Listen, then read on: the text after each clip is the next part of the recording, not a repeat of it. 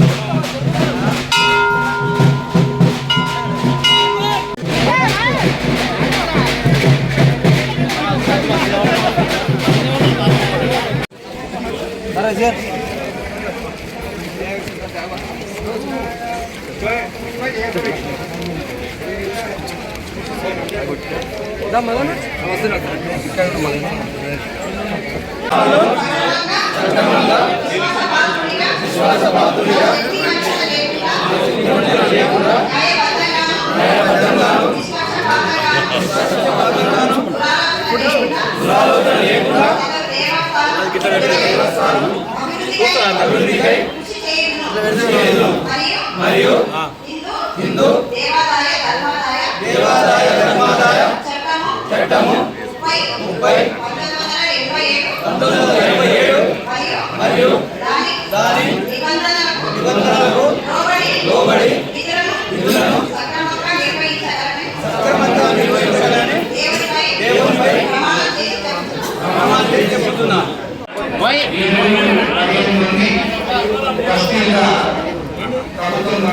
మీరు కొంచెం జరిగితే అందరూ చూస్తారు కదా, ప్లీజ్ ప్లీజ్ ఇట్లా సారి కనపడాలి కొంచెం అన్న అట్లా ప్రోగ్రాం చేయకూడదు కనపడతారు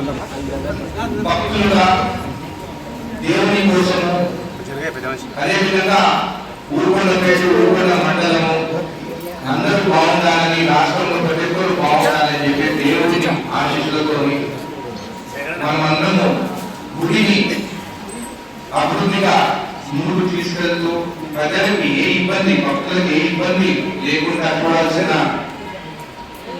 పనులు కానీ కార్యక్రమాలు కానీ మీ చేతిలో దేవుడు మీ ద్వారా చేయించుకుంటున్నారు. కాబట్టి వచ్చే నెల 4వ తారీఖు నాడు సీఎం రేవంత్ రెడ్డి గారు మన మిగిలిన మండలం ఊర్కొండ మండలం నుండి ఉమ్మడి మండలం ఉన్నప్పుడు డిప్యూటీగా ఆయన ఇక్కడికి మీరు తెలిపేయడం జరిగింది. ఇప్పుడు ఆయన మన రాష్ట్ర ముఖ్యమంత్రిగా 20 సంవత్సరాలు పూర్తి చేసుకుంటున్నాడు. వచ్చే నెల 4వ తారీఖు నాడు మేమిద్దరం కూర్చున్నప్పుడు మాట్లాడడం జరిగింది.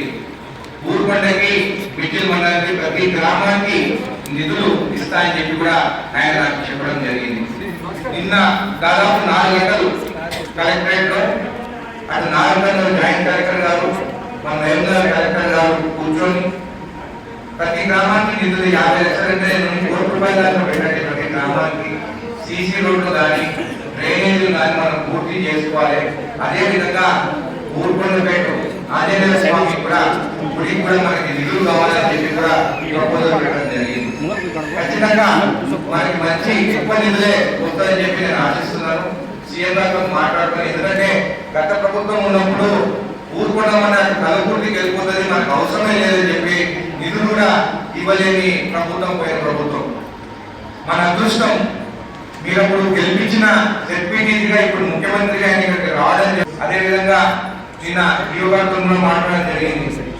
దాదాపు అంటే ఎన్ని నిధులు మనకి గుడికి వస్తాయో నాకు తెలియదు, కానీ దాదాపు మన గుడికి ఏం కావాలో అన్ని ప్రపోజల్స్ కలెక్టర్ గారికి ఇవ్వమని చెప్పి కూడా చెప్పడం జరిగింది. ఖచ్చితంగా మీరు అందరూ కూర్చొని రేపు సాయంత్రం కూడా ఇద్దరికి 10 రోజులే ఉంటుంది, మనకు టైం లేదు కాబట్టి ఈ 2 రోజులనే మీ ప్రపోజల్ ఇచ్చేస్తే ఖచ్చితంగా గుడికి కావాల్సిన నిధులు నేను సీఎం గారితో మాట్లాడి, ఎందుకంటే నేను కానీ కూడా నా ఎమ్మెల్యే ఎలక్షన్స్ అప్పుడు నా నామినేషన్ పేపర్స్ నేను ఇక్కడికి వచ్చి దేవుని పాదాల పైన పెట్టిన తర్వాతనే నేను నామినేషన్ వేసి ఎమ్మెల్యేగా నేను దగ్గర రావడం జరిగింది. అందుకే ఖచ్చితంగా గుడి అభివృద్ధికి మనం నిధులు తీసుకురావాల్సిందిగా నేను ఖచ్చితంగా సీఎం గారితో మాట్లాడి నిధులు తీసుకొస్తా అని చెప్పి కూడా మీకు హామీ ఇస్తున్నాను. ఇదే కాకుండా దేవుని దగ్గరనే పోయినసారి అప్పుడు చైర్మన్ పదవి ఉన్నప్పుడు ప్రమాణ స్వీకారం వచ్చినప్పుడు చెప్పడం జరిగింది. ఊరుకొండపేట గ్రామం నుంచి ఇవ్వాలి అని చెప్పి కొంతమంది అంటే వచ్చేటప్పుడు ఖచ్చితంగా ఇస్తా అని చెప్పి చెప్పినాను. ఖచ్చితంగా ఈ రోజు ఊరుకొండపేట గ్రామంలోనే ఈరోజు అందరినీ కూడా 20 మంది కూడా ఎన్నుకోవడం జరిగింది. ఖచ్చితంగా ఇచ్చిన మాట మీద నిలబడతాను. ఇచ్చిన మాట ఒకసారి ఇచ్చినట్టే ఖచ్చితంగా ఏమన్నా కానీ ఎంతమంది ఎదురు వచ్చినా కానీ ఎదుర్కొంటూ పోయి కొట్టాడైనా సరే నేను ఇచ్చిన మాట మీద నిలబడతాను. ఒకటే అడుగుతాను, ఆ ప్రభుత్వం ఉన్నప్పుడు ఒక గ్రామాన్ని కూడా వాళ్ళు అభివృద్ధి చేయలేదు. మీరు చూస్తే గుడిగానపల్లిలో కృష్ణ కానీ గుడిగానపల్లి సర్పంచ్ కానీ శేఖర్ రెడ్డి కానీ ఇప్పుడే నా దగ్గర రావలేదు. స్కూల్ బిల్డింగ్ పడిపోతుందంటే అరవిందో వాడమా వాళ్ళ కమిటీతో మాట్లాడి 1,20,00,000 రూపాయలు అక్కడ స్కూల్. అదేవిధంగా జగ్గినాథపల్లిలో ఆ రోజు ఇప్పపాటు పోతుంటే రిటర్న్ వస్తుంటే స్కూల్ బాగాలేదని చెప్తే దానికి కూడా 1 కోటి రూపాయలు పెట్టి స్కూల్ అవి కట్టాలని చెప్పి కూడా అరవిందో వాడమాతో మాట్లాడి సిఎస్ఆర్ నిధులతోనే ఆ స్కూల్ కట్టారు. చాలా మంది అంటున్నారు రేపు ఊరులో ఉన్నదో కలబుట్టి పోతుందని, ఏదన్నా ఉండలో ఉండదని తర్వాత సంగతి. కానీ నన్ను గెలిపించినారు.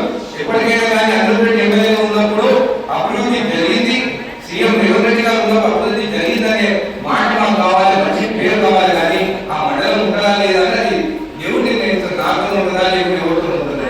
కానీ ఖచ్చితంగా నేను ఊరుకుంటున్నటువంటి కాదు. ఇంత మంచి ఊరుకుంటా మండలం ఎక్కువ అతిథిగినా కానీ ఎక్కువ మీ దగ్గర రాస్తున్నా కానీ కూడా మీ ప్రేమ మీ అభిమానంతో నేను ఈ రోజు ఇక్కడికి రావడం జరిగింది. ఖచ్చితంగా నిధులు తీసుకొస్తాము. ఊరుకొండ మండలం మంచిగా డెవలప్మెంట్ చేసుకుందాం. చాలా మంది అంటున్నారు శ్రీసవాడకి మా పిల్లలు అక్కడ ఇస్తాం, అక్కడి నుంచి మేము పెళ్లి చేసుకుంటాం, దానికి బ్రిడ్జ్ లేదని చెప్పేసి నాలుగన్న ఎమ్మెల్యే గారు. అదేవిధంగా నేను సీతకతో మాట్లాడేది శ్రీసవాడ బ్రిడ్జ్ కూడా శాంక్షన్ అయింది. 22వ తారీఖు నాడు సీతక్క అక్కడికి వస్తుందని శ్రీసవాడకి మనం అందరం వెళ్ళాలి. ఎందుకంటే ఆ బ్రిడ్జ్తో ఎక్కువ మనకి మేలయ్యేది కానీ రాకపోవడం కానీ మనకి ఎక్కువ ఉయ్యాలపల్లి కానీ అదేవిధంగా మన మాదలం కానీ బ్రిడ్జిల వాళ్ళు కూడా వాళ్ళందరూ మనకి ఎక్కువ మా అత్తగారు అటు సైడ్ ఉండేది పోవాలంటే కూడా ఇబ్బంది పడుతుందని చెప్పి ఆ కళ నెరవేరింది. బ్రిడ్జ్ కూడా శాంక్షన్ అయింది. సీఎం గారు వచ్చినప్పుడు ఎంపీడీ ఆఫీస్ లేదు, ఎంఆర్ఓ ఆఫీస్ లేదు, అవి కూడా శాంక్షన్ చేయాలి.